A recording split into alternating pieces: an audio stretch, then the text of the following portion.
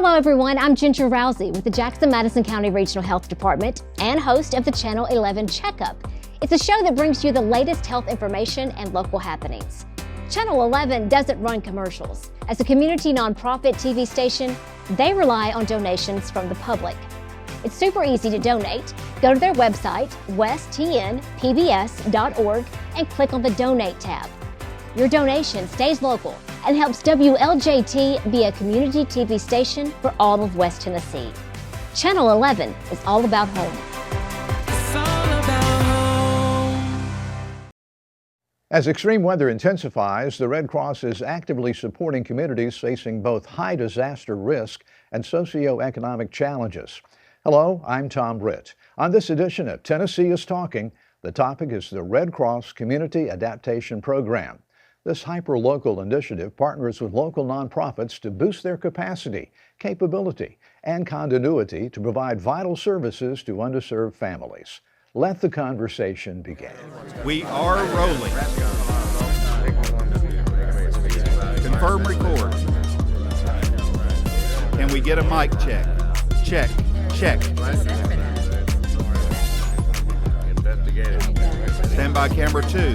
Take 2. Stand by announcer in 3, 2. West Tennessee PBS presents Tennessee is Talking. Let the conversation begin. Thanks for joining the discussion here on Tennessee is Talking. Hello everybody, I'm Tom Britt. The Community Adaptation Program is a collaboration with local nonprofits to provide help to people who are in need. Here to tell us more are Program Manager Curtis Moorman and Program Coordinator Bree Houston. Thank you both for joining us today. Thanks for having me. If you would, how does the program assist communities? Tell us about that. Rewinding back a couple of years ago, Red Cross launched this new initiative. They've seen more disasters and weather-related things taking place across our country, so they launched these field teams across the country, so Madison County was one of them. And the way we assist the community is by partnering with local nonprofits who are either feeding, providing some type of health care, or assisting with housing. And so we come alongside of them, kind of underwrite them and get them some equipment and things like that that they need so that they can serve more people. Can you tell us, one of you, what types of emergencies or situations the CAP program responds to? So we respond to natural disasters in the county of Madison County. Mm-hmm. That's our jurisdictional area, but we do have partners who have responded to natural disasters like in East Tennessee for Helene mm-hmm. and Hurricane Milton. Yeah, and I also like to add that, we don't typically respond to disasters, but we try to make our community more resilient. So whenever a disaster happens, it's not the Red Cross who's coming in or FEMA or you waiting on the cavalry, but those community members are really the ones going to actions. Yeah. How does the Red Cross determine which families and perhaps others who are eligible for assistance through the CAP program? How do you determine that? Anyone who needs something. They show up and we feed them, we give them a temporary shelter, or whatever, we do whatever. So it's not checks and balances or you show your ID. If somebody's in need, hey, we try to help them out. Yeah, and the types of services and resources that you provide them through the CAP program, would you run through those? Mass feeding is one. So we try to partner with people in our community, nonprofits in our community that can help with mass feeding.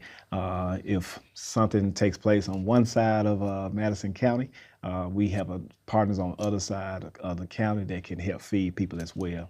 And also temporary housing, which is important. So we're not looking to shelter people for a long time, but just to kind of keep them stable till they're able to get back into their homes or move with a loved one or a friend. Yeah, if you've never been in an emergency, you have that immediate need, don't you? You don't realize that until you're in that situation.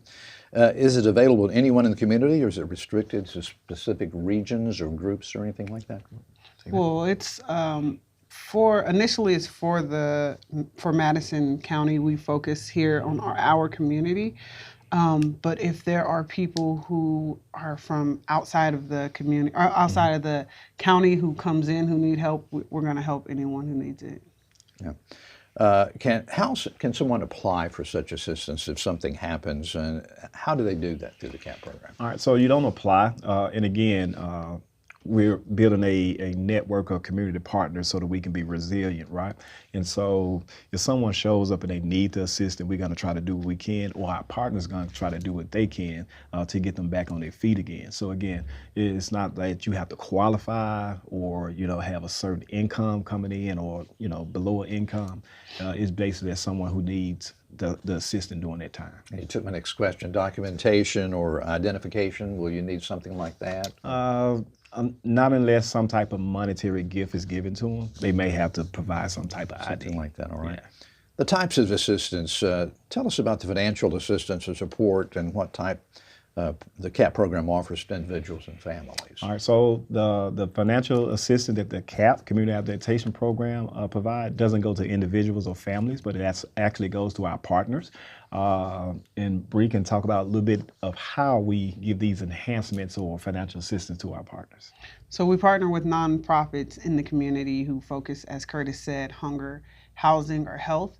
And so once we partner with them, we give them materials or enhancements that will help with the operations that they're already doing. Mm-hmm. So for example, Community Cafe, they're one of our partners downtown, and they do help the community downtown who may be hungry. And so we have given them different items to help, a freezer, dishwasher, things that would help kind of make their operations a little easier from day to day. And that's how they're able to help and to continue to support the community. You spoke to the immediate need for assistance. What Mm-hmm. about long term? Do you do such like that? So again, with this program, we're leaning towards our partners again, so that they can help coordinate some of those resources that they need. For instance, if doing a temporary sheltering, we have someone to come in, the physicians or some nurses to come in to do a health check or welfare check, and we find someone with high blood pressure. We find out where they live. They will find out where they live and try to get them somewhere close that they can get a physician to kind of follow up on that or some medication. All right. Has the CAP program, or how has the CAP program impacted local communities in the past, and can you share any success stories with us? Absolutely. So we have a partner, Madison Chester Crockett Baptist Association. They respond to disasters all over. They have disaster teams, don't they? Yes. Yes, I've seen those disaster out relief in team. disasters before. Yeah, I like to call them the miniature Red Cross. Because what they do is basically what we're doing, but they're boots on the ground. They've responded to the East Tennessee disasters. Mm-hmm. What they've done is they'll go and remove trees and debris, but they also do that local here in Madison County, and it doesn't have to be a disaster. At the Red Cross, we have gray skies, which is when times of disasters, and blue skies when everything is going well. During blue skies, they're still here in our community helping. If there's a tree that falls down in an elderly person's home or in their driveway, they're there to help remove that and assist them. Whatever someone needs when it comes to removing debris or tree limbs, and that's a really good benefit to have here in Madison County. Yeah, and I also like to add another partner that we have is the Greer Golden Alumni Association of the old West High School. So that old high school now serves as a resiliency hub for the people that's in Denmark. And this summer, July the 19th, I'll never forget, one of our warmest days this summer, they opened up as a cooling center. So those individuals or residents that live there can come in. They played games. We had snacks. We had water. And it also gave those who was there to do a welfare check on those who attended, so the specialized senior population that was on that end. Yeah. What steps does the Red Cross take to ensure that you're reaching the underserved and perhaps those hard to reach populations? Our goal and our mission is to again, focus on those blind spots. The people or those communities that fall in those blind spots, one, looking at their poverty level or the poverty rate in those areas, and then try to, assess what they need. So our partners is doing some of the work, but we're doing some of the work as well. The partners exist in those communities, one, because they're needed, and then once we see somebody that's already doing the work, it makes it a little easier when we come alongside with somebody, and then we would start working along with them as well. How important do you think it is to partner with those local organizations? And I think Helene brought that to point because you read wild stuff on the internet and posting that this is not happening, this is not happening, but it seems that things were happening and somehow it seemed like those people who were being negative got the most publicity. Yes, sometimes, well, the squeaky wheel get the oil is what they say. But at the same time, we know there will be some people that say, hey, I'm not getting help. But everybody can't be everywhere at the same time. And there will be some people who help may be around the corner or down the block or a day away. And sometimes we just have to be patient waiting on those people to respond. And so that's why it's important to be in partnership with people in the community who know the landscape, know what people are. You know, every neighborhood has a gatekeeper. He or she know what's going on. You know, it may not be public to everybody, but they know exactly who's at home, who's handicapped, who has a resident that's disabled or who may need some help. And all they simply do is just point us to them or point our partners to them, and then we'll try to get them what they need. Yeah, folks, I think if you've never been through a disaster, you got to have coordination, right? Yes. You just can't have everybody just running out there and going crazy because you don't know what's happening and who you're helping and how you're helping them. Do you? Yeah, no, and one of the things that me, Bree, and Lisa People is our other coordinator, she couldn't be here, but one of the things that we do when we talk to partners or a potential partnership with an organization, we tell them, first of all, we're not here to tell you what you do. We're here to listen to what you do and see how we can come alongside to help you to expand the capacity of reaching more people. And so our first initial conversation is listening. It's a time that we're listening to kind of find out what's going on, what type of help they need, and who needs the help as well. You know, that's interesting you mentioned that because I heard some of the local first responders from here in Jackson, Madison County who went over to East Tennessee and they addressed the question of people saying, well, the people aren't getting what they need. And the gentleman immediately said, no, we were there. If we needed something, there were people there who got us the things that we needed to help other people. And I guess that speaks to the coordination that you've been talking about, right? Absolutely. With the Red Cross, when we responded to the East Tennessee flooding, you know, our regional leadership was like, you know, if we have people in other areas who want to participate or help us out, it'll be better if they do it with financial donations. And that plea was because they were getting so much bottled water. You know, but there was people who needed. There was a flood, but they were drowning in bottled water. We was causing the flood, right? Yeah. We was causing the flood with the water. Right. But you know, in response to that, like you said, just having the locals of those who were there, boots on the ground, and say, hey, this neighborhood doesn't need it, this community doesn't need it, but if we go this way, you know, there are some people who could stand in need for those supplies. Yeah. How is the CAP program funded? What should people do if they want to become involved and help out? All right. Initially, it was funded, just budgeted through. The Red Cross started off with 8 field teams across this country. Madison County was one. We had a team. We have a team, 2 teams in California. We now have 2 teams in Florida. Just spread it out to wherever people are at risk for natural disasters, and they are funded through that initial investment. And Red Cross lives off the donations of the kindness and generosity of people like you and I, who just want to give something to help out. And so when that money is donated, it's distributed to, it's allocated, a portion of it is allocated to the Community Adaptation Program, and that's how we continue to sustain it. What role do volunteers play in the CAP program, and can individuals get involved? Oh yeah, you want to take a shot at that? Absolutely. The way individuals can get involved is by volunteering with our nonprofit partners. Community Cafe, I know they accept volunteers. We have another partner, Browns Creek District Association. They were doing donation and actually getting some bottled water for the East Tennessee disaster. But if you want to get involved, it would be through our local partners. Yeah. If I could just mention, when she said the Brown Creek District Association, so one of the coordinators for that disaster relief team was actually buying gift cards. Bought about $1,500 worth of gift card, was about to check out, and somebody like, what are you doing?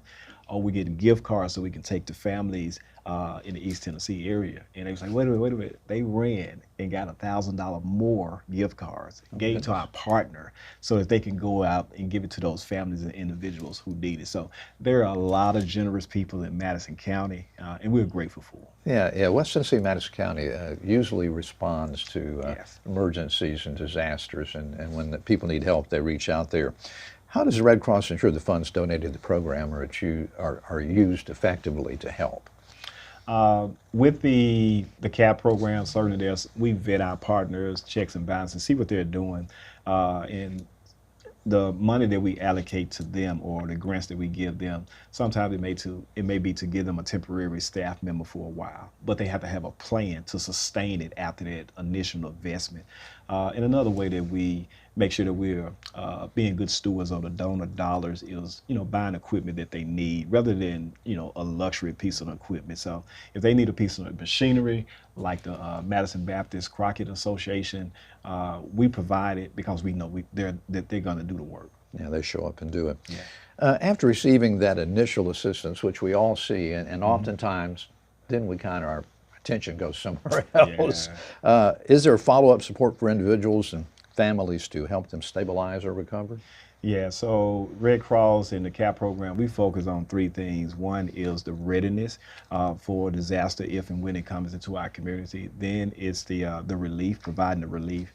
And then, like you said, when everybody else, when it's not a hot topic anymore, it's a long road to recovery. And so, having these community partners, the Red Cross may pack up and leave, but our partners live, they play, and they work here in the county. So we need to make sure that the recovery plan is in place for their community. Yeah. Are there any ongoing programs or services available after someone has received the assistance to help them transition back to their independence, perhaps? Well, after there may be, we have seminars that we hold in educational seminars that would help, just provide information, because when a disaster strikes, there could be a lot of stuff that's going on, and people are thinking about, what am I going to do? How am I going to get my family? Just trying to get them access to that correct information. So our partners do hold seminars to help with that, and provide them with the information, the casework, to maybe file an insurance claim or to get the resources that they need. Can local businesses, schools, other organizations, can they partner with the Red Cross? And I think I know the answer to this. And support the CAP program in this community? Yes, they definitely can. Bree done a wonderful job this summer, partnering with a summer program at T.R. White, and our disaster program manager came and hosted about 75 to 100 kids and just taught them about fire safety, things of that nature. So that's one way we get our children involved. And those same programs are readily available for our school system as well. And anyone who has a desire to partner with the Red Cross financially or just volunteer, we always point them to our website, www.redcross.org. Is there a way that the Red Cross tries to measure the effectiveness and perhaps improve on what you do and how you help people and respond to emergencies? Interesting you say that. The answer is yes. Absolutely. Yes, and we just got off a quarterly report meeting. All right. Yes. Want to say a little something? So we have reporting programs in place so we can measure the effectiveness and efficiency of our program. So our partners every quarter will report how many people were they able to reach with the material that we provided. It's really just to show the organization how effective CAP is. And it helps the organization because they can take that same data and use it to apply for grants, especially if they're a nonprofit. If they have their data together, they can show that, hey, this is what we've done in the last year, last couple of years. This is why we should be awarded this grant. So we want to put them in a position that they're winning on both sides. Yeah, sounds like it is. This is not in some of the questions that were suggested, but thinking back on my first remembrance of the Red Cross, and that's been a long time, trust me, in the 50s in elementary school and growing up, I remember that we donated, and then we would get little tin things to put on our pockets or our lapels that were Red Cross pins. And for some reason, that's always stuck with me. I always felt like I was helping somebody. It was only pennies, but you know, pennies add up to dollars and dollars, to hundreds and thousands, and that sort of thing. And I just came to mind as you were speaking there. Talking about future directions, are there plans to expand and improve the program in the future? And maybe tell us about the additional services or resources you would love to see. The future plans for the community adaptation program nationally is to add more teams. We started off with 8 teams. We are now up to 18. And again, these teams are located in high-risk areas. After 2 years, those teams are, well, the first 2 years, those teams are supported by a national organization. And then after 2 years, we integrate into our regional Red Cross leadership. And so as of 2025, our team, me, Bree, and Lisa Peoples, will be under the leadership of our region, which is great. The headquarters in Nashville, and we get a chance to meet some of our friends across the state, but the same programming model that we're doing here in Madison, we'll be able to share that information so they can kick an initiative off to start having more community partners. Are you finding that there are more people interested in getting involved with such programs as CAP and the Red Cross? Absolutely, because between hunger, housing, and healthcare, it tugs on some people's heart, especially those who are retired from one of those fields and they understand the need that needs to take place in the community. So they always like, oh, how can I get involved with this? I don't want to give blood, and I don't want to do sound alarm, but I would love to be part of something like this. And so we just find a way to weed them into the process, which helps fortify our program. I think also people see the importance of our program. If we look back to Katrina, that disaster, there were people there who were stuck. There was no help there. And so CAP is a way to avoid that situation. We have people in place, so God forbid a disaster happen, we're already working in people who know the area. And so people won't be stranded. We'll have, resources for housing, for food, and for health. And so we don't have to wait for FEMA to come in or, the cavalry of the Red Cross to deploy people, because we'll have people who already know what's going on, know the area, and know how to get resources to certain neighborhoods. If I'm at home watching this right now and I want to get involved, or if I want to share with someone, hey, let's go do and help, how can I do that? Again, they can always go online and Google www.redcross.org. And on there, it will prompt you how you can get involved. You can get involved as a volunteer, or you can get involved just by donating, supporting some of the work that we're doing. I will even go as far as, if anybody's watching, you can call me at 731-499-2115. I only did that because Bree can't remember her phone. Wait. That's okay. I don't know anybody's number anymore since we got cell phones. Yeah, Totally under the bus, I guess. and other than this program, do you do other things to try to spread the word? And can people spread the word about the CAP program? How do they do that? As we're going forward, we're looking to do events throughout our county. Bree has already helped host some financial literacy, some homeowner opportunities are going to come up, and so some cooking demonstration, things like that. Tom, I know how important health is for you, so I hope to see you at one of our cooking demonstrations on what healthy food is and exercising. Yeah, that's always good. Is there anything else that you would like to tell the people of West Tennessee as they watch the show? I just want to say West Tennessee has been very supportive of the nonprofits as well as individuals and families, and just embracing this new concept that Red Cross have. And normally, as Bree would say, normally Red Cross come asking you for donations. This is one time that the Red Cross has been investing in the community and its partners to help make it more resilient. So again, please support us, not just with your prayers, but also by volunteering and even donating financially. Well, I think the Red Cross is so well known, people immediately can identify with the Red Cross. Don't you think that's one reason people do want to help you? Absolutely. Typically, when you think about the Red Cross, you think about house fires and blood drives, service in the armed forces. They do so much. I mean, this is a global operation, but to see how they are seeing that there are some opportunities in the local community, that's quite the investment. All right, great job. Sadly, we are out of time for this edition of Tennessee is Talking. We want to thank Curtis Moorman and Bree Houston for stopping by and telling us about the American Red Cross Community Adaptation Program. If you want to rewatch this program or share it with a friend, remember, it can be streamed anytime on the PBS app, along with all local Channel 11 programs. You can also watch it on westtnpbs.org. Keep the conversation going by following West Tennessee PBS on social media. Until the next time, keep on talking, Tennessee.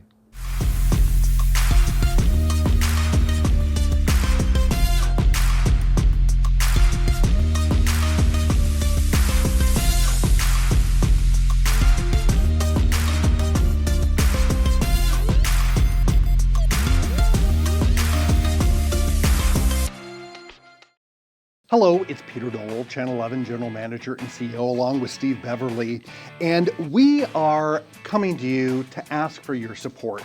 Channel 11 does not air commercials. We rely on you, our viewers, for your financial support. And if you like shows like Tennessee is Talking that talk locally about topics, issues that are important to you at home. And it's a 30-minute show that is one topic. We're not about a 90-second story or a quick soundbite. We like to let things breathe. And that's what Tennessee is Talking is all about. And if you like Tennessee is Talking, we have a number of items here for you. We have got this folder in the satchel that has a place with a pen holder on it, and we have the tote bag that is something you can carry around some key things with you. And the Tennessee is Talking cap. Donate now, and one of these thank you gifts can be yours. westtnpbs.org.